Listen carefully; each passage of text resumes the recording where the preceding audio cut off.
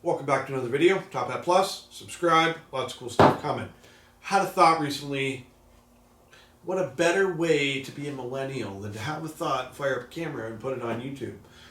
Camaro's coming to an end. I'm one of the very lucky 6th gen owners that got to experience the car, how great it is, take it to the truck, got to do all the things. Car's coming to an end, 2024. No 7th gen announced. I would be utterly shocked if they even entertained it. Simply because the sales never happened, and sales talk, money listens. Nobody bought them because GM never marketed the car the way it deserved and showcased what it was actually capable of.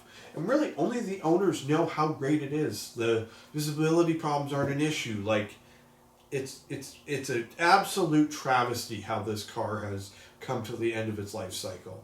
What's most annoying is they're coming out with the collector's edition. And it's a sticker package.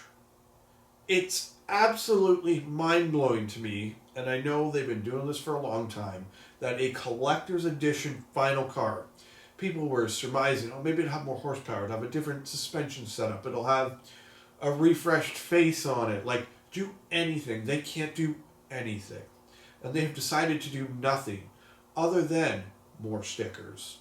I know stickers, 5 horsepower per sticker, so in theory they slap a bunch on, could gain 30, 40, 50 horse, but the brochure is still advertised as 650 horse on the ZL1 and 455 on the SS. So I get thinking about this, sometimes the brain chooches and some thoughts happen, I know, you're as shocked as I am. What, to me, would constitute a collector's edition?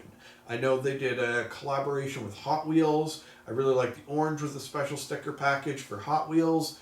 I kind of got that until they made Orange Crush the next year, just this color that was available. That kind of took the importance out of that color that year. And I was like, well, you know, GM's doing this special color on the collector's edition final production, but they're also going to put it on some Cadillacs. So it's not that car, that trim specific. You buy it, that's the color it comes in.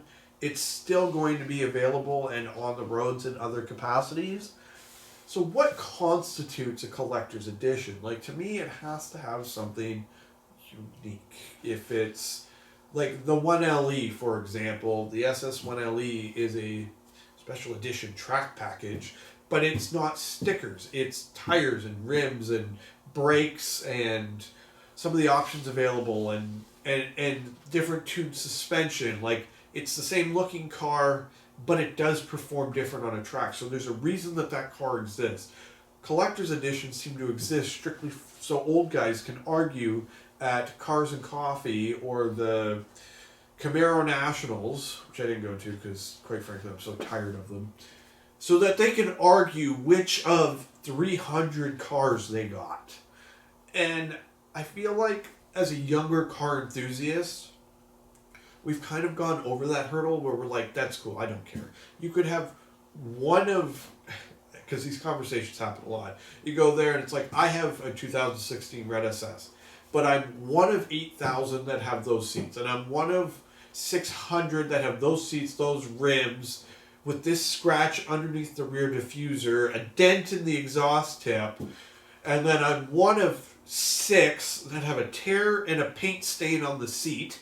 Like, you can literally refine any car down to be one of one, because technically that car is the only car that is that car. But to argue one of whatever for a sticker package feels like you have to be a special kind of simple. Those are just my thoughts. Leave your comments below. Let's start the conversation. Till next time, drive safe, take care, and behave. As always.